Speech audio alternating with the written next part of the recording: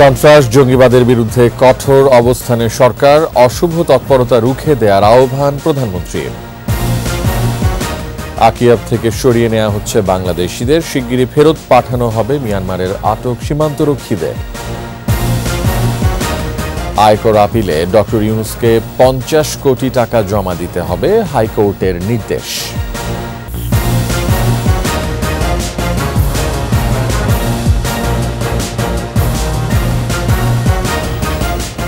শুনছিলেন first security ইসলামী bank PLC সংবাদ শিরোনাম। আমন্ত্রণ জানাচ্ছি রাত 9টার 21 সংবাদে। আপনাদের সাথে আছি আমি রিয়াজ হাফিজ। দর্শক, 21 টেলিভিশনের সংবাদ একই সাথে সরাসরি দেখতে পাবেন আমাদের ফেসবুক পেজ www.facebook.com/2124 অনলাইনে। জননিরাপত্তা রক্ষায় যে কোনো অশুভ তৎপরতা রুখে দিতে আনসার ও গ্রাম প্রতিরক্ষা বাহিনীর সদস্যদের আহ্বান জানিয়েছেন প্রধানমন্ত্রী শেখ হাসিনা। বাহিনীর 44তম জাতীয় সমাবেশে তিনি বলেন, উন্নত দেশের পূর্ব শর্ত স্থিতিশীল রাজনৈতিক ও অর্থনৈতিক অবস্থান গড়ে তুলতে সবাইকে নিজ নিজ দায়িত্ব সঠিকভাবে পালন করতে হবে। সোহেল তালুকদারের ক্যামেরায় বিস্তারিত জানাচ্ছেন ফারজানা শোভা। 1948 সালের 12 ফেব্রুয়ারি যাত্রা শুরু করে আনসার বাহিনী। রাজধানী থেকে সমতল ও পার্বত্যাঞ্চল সহ তৃণমূল পর্যন্ত আইন শৃঙ্খলা রক্ষা, জননিরাপত্তা ও আর্থসামাজিক উন্নয়নে দায়িত্ব পালন করে যাচ্ছে এ বাহিনীর সদস্যরা। সোমবার সকালে গাজীপুরের শফিপুরে আনসার ও গ্রাম প্রতিরক্ষা বাহিনীর 44তম জাতীয় সমাবেশে যোগ দেন প্রধানমন্ত্রী শেখ হাসিনা। এ সময় সরকার প্রধানকে রাষ্ট্রীয় সালাম জানানো হয়। দেশাত্মবোধক গানের সাথে বর্ণিল পরিবেশনায় উঠে আসে বাহিনীর বীরত্বগাথা। বিভিন্ন সময় কৃতিত্বপূর্ণ অবদানের জন্য 180 জনকে পদক তুলে দেন প্রধানমন্ত্রী।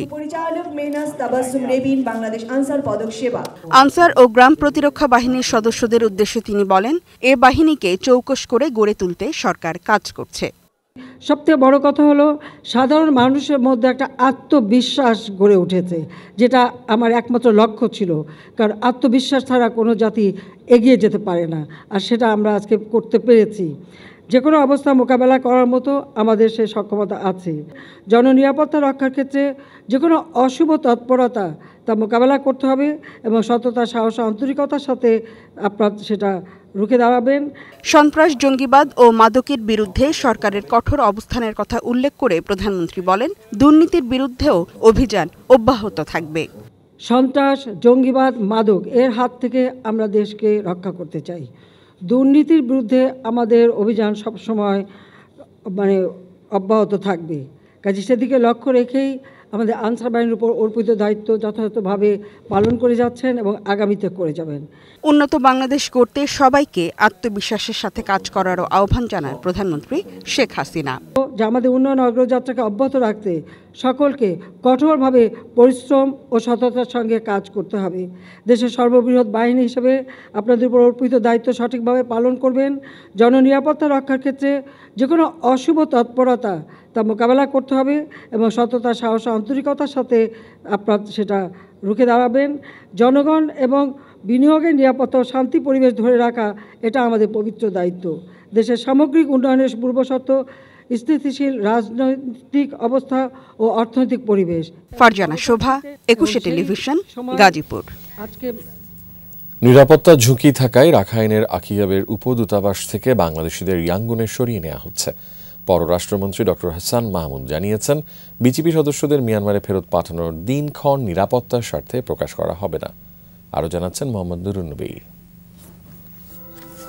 মিয়ানমারের অভ্যন্তরীণ সংকটে নিরাপত্তা ঝুঁকি বাংলাদেশ সীমান্তে।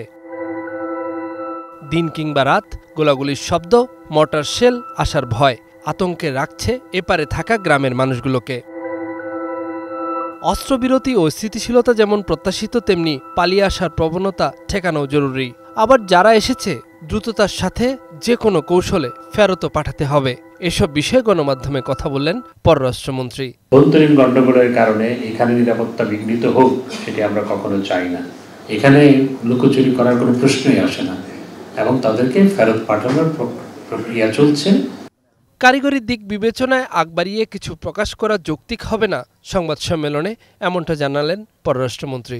আমি দিনক্ষণ বলতে চাই না, কারণ দ্যাট ইজ সিক্রেট, কারণ সেখানে সিকিউরিটি ইস্যুস যুক্ত আছে। তবে সহসা তাদেরকে ফেরত নিয়ে যাওয়ার ব্যাপারে মিয়ানমার সম্মত হয়েছে। আমরা আশা করছি খুব সহসা তাদেরকে ফেরত পাঠাতে পারব। কখন কোন জাহাজ ভিড়বে সেটি বলার মতো আমার মনে হয় that is technical part. Bharat সফর বিষয়ে সংবাদ সম্মেলনে পররাষ্ট্রমন্ত্রী জানিয়েছেন, অভিন্ন সীমান্ত ভাগাভাগি করেই চলতে হয়। কাজেই মিয়ানমারের সংকট সমাধানে ভারত বাংলাদেশ যৌথ প্রচেষ্টার বিষয়ে একমত হয়েছে দুই দেশ। দুই দেশেরই যেহেতু উদ্বেগ একই প্রতিবেশীকে নিয়ে, সুতরাং আমরা একসাথে কাজ করার তো তারা অনেকগুলো বিষয় আছে একসাথে কাজ করার। আমরা সেই বিষয়গুলো নিয়ে একসাথে কাজ করবো বলে আলোচনা করেছি। বিশেষ করে রোহিঙ্গা ডিসপ্লেসড পিপলকে, রোহিঙ্গাদের প্রত্যাবর্তনের ব্যাপারে আমরা ভারতের সহযোগিতা সবসময় চেয়েছি, এবারও চেয়েছি। তিস্তা চুক্তি সম্পাদন ও গঙ্গা চুক্তির নবায়ন নিয়ে দেশটির সরকার আসন্ন জাতীয় নির্বাচনের পর আলোচনা এগিয়ে নেবার বিষয়ে পররাষ্ট্রমন্ত্রীকে আশ্বস্ত করেছেন বলেও সংবাদ সম্মেলনে জানান ডক্টর হাসান মাহমুদ। যেটি আগে আকিয়াম ছিল আর কি, সেটা থেকে আমাদের যারা নাগরিক ছিল তাদেরকে সরিয়ে নেওয়ার প্রক্রিয়া চলছে। আমাদের মিশনে কর্মরত যারা, তাদেরকে সরিয়ে নেওয়ার প্রক্রিয়া চলছে। মোহাম্মদ নুরুন নবী, 21 টেলিভিশন, ঢাকা। 50 কোটি টাকা জমা দিয়ে ডক্টর ইউনূসের গ্রামীণ টেলিকম ট্রাস্টকে 2011 থেকে 13 কর বর্ষের আয়কর আপিল ফাইল করতে হবে বলে রায় দিয়েছেন হাইকোর্ট। বিচারপতি মোহাম্মদ খুরশিদ আলম সরকার ও বিচারপতি রাশেদ জাহাঙ্গীরের বেঞ্চ ডক্টর ইউনূসের আবেদন খারিজ করে এ রায় দেন। একই সঙ্গে বলেন, আইন অনুযায়ী যেটি দেয়ার সেটি ডক্টর ইউনূসকে দিতে হবে। এখানে অনুকম্পা দেখানোর কোনো সুযোগ নেই। এর আগে গত 28 জানুয়ারি আদালতে উপস্থিত হয়ে শ্রম আদালতের রায়ের বিরুদ্ধে শ্রম আপিল ট্রাইব্যুনালে আবেদন করেন ডক্টর ইউনূস ও গ্রামীণ টেলিকমের অন্য 3 শীর্ষ কর্মকর্তা।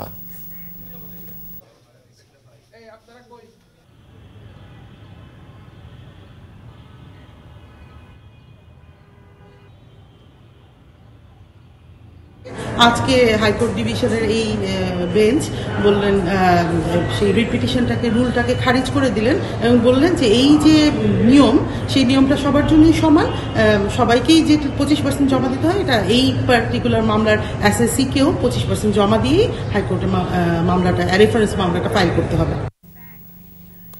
নিচ্ছি সংবাদ বিরতি, যখন ফিরছি তখন থাকছে। জিআই অনুমোদন পেল মুক্তগাছার মন্ডা সহ 4 পণ্য, অপেক্ষায় জামালপুরের নকশি কাঁথা, যশোরের খেজুর গুড়।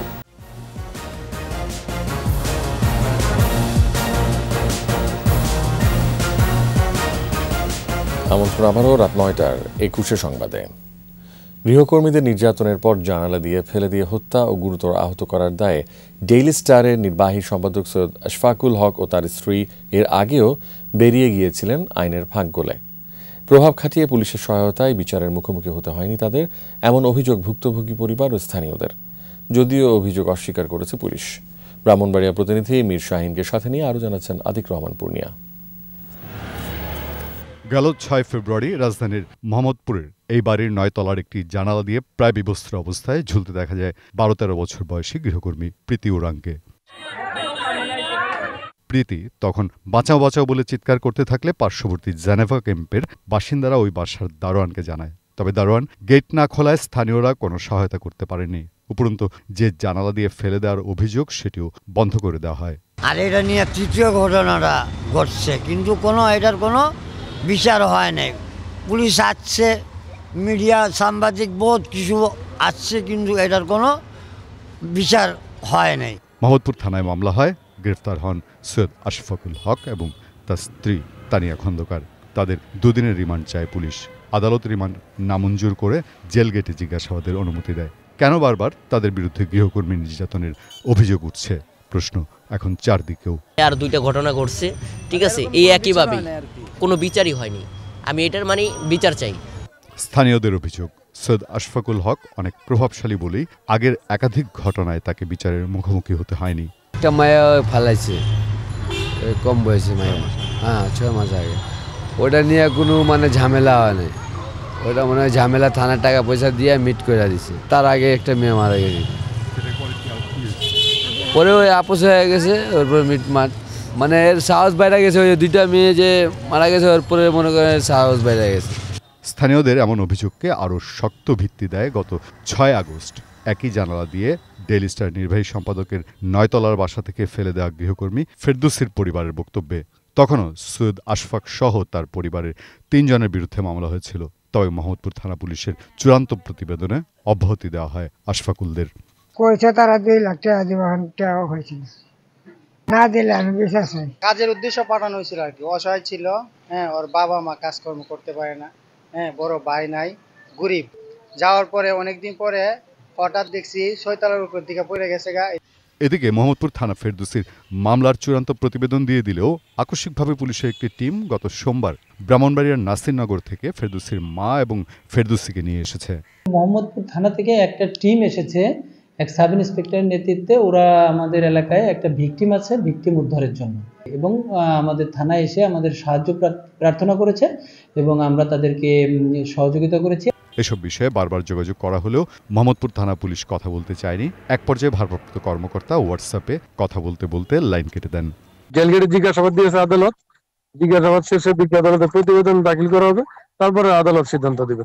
এরও আগে সৈয়দ আশফাকুলের বাসা থেকে আরও এক গৃহকর্মী একই জানালা দিয়ে পড়ে প্রীতি উরাঙের মতো মারা যায়, যা আপোষের মুখে থানা পুলিশ পর্যন্ত গড়ায়নি বলেই জানিয়েছে স্থানীয়রা।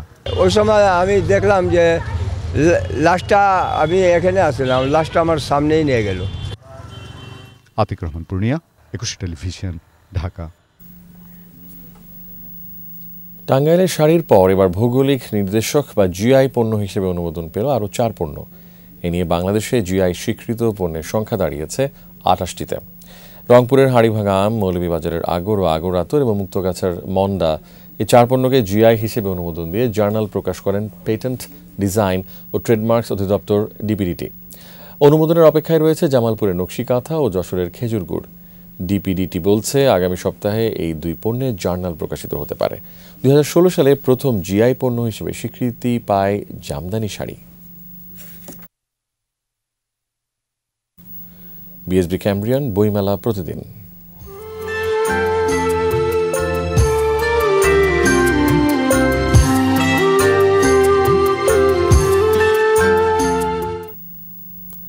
বইমেলার দ্বাদশ দিনে নতুন বই এসেছে 115টি। এ পর্যন্ত বইয়ের সংখ্যা 1030টি। মেলায় প্রতিদিনই অসংখ্য পাঠক দর্শনার্থী আসছেন পছন্দের বই সংগ্রহে।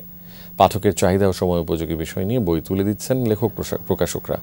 কেউ কেউ নতুন ও ভিন্নধর্মী লেখনী নিয়ে এসেছেন এবারের মেলায়। তবে প্রতিবারের মতো এবারও হুমায়ুন আহমেদের বই পাঠক চাহিদার শীর্ষে। এছাড়াও জাফর ইকবাল, আনিসুল হকের বইয়ে পাশাপাশি বিজ্ঞানভিত্তিক বইয়ের বিক্রি বেশি বলে জানিয়েছে বিক্রেতা ও প্রকাশকরা।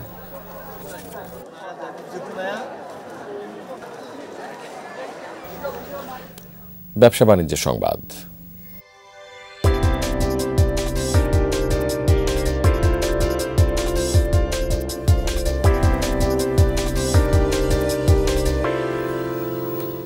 রাজধানী সিদ্ধেশ্বরী গার্লস কলেজে চালু হলো যমুনা ব্যাংকের কালেকশন বুথ।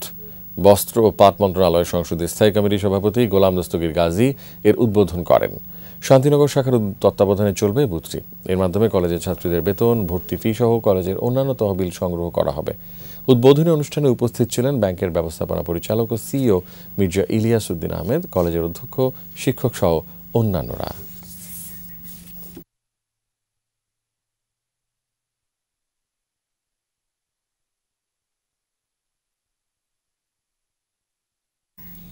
তিন সংস্করণেই বাংলাদেশের নতুন অধিনায়কের দায়িত্ব পেয়েছেন নাজমুল হোসেন শান্ত।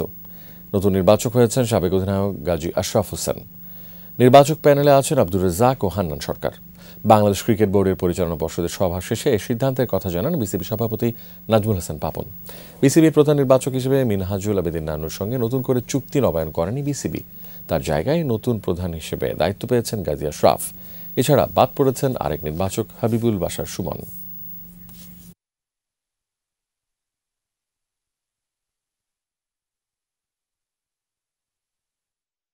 বোর্ড সভা যেখানে ইস্যুর ছড়াছড়ি, 3টা ফরম্যাটেই আমরা আমাদের শান্তকে ক্যাপ্টেন হিসেবে, নাজমুল হোসেন শান্ত আমাদের এক ক্যাপ্টেন হিসেবে আমরা অন্তত এই বছরের জন্য আমরা তাকে নির্ধারণ করেছি।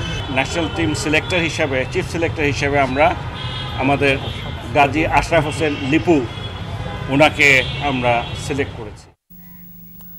শেষ করছি রাত 9টার 21 সংবাদ। তবে যাবার আগে ফার্স্ট সিকিউরিটি ইসলামী ব্যাংক পিএলসি সংবাদ শিরোনামগুলো আরও একবার। সন্ত্রাস জঙ্গিবাদের বিরুদ্ধে কঠোর অবস্থানে সরকার, অশুভ তৎপরতা রুখে দেওয়ার আহ্বান প্রধানমন্ত্রীর।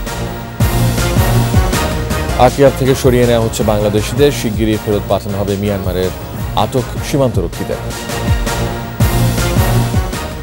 আয়কর আপিলে ডক্টর ইউনূসকে 50 কোটি টাকা জমা দিতে হবে, হাইকোর্টের নির্দেশ।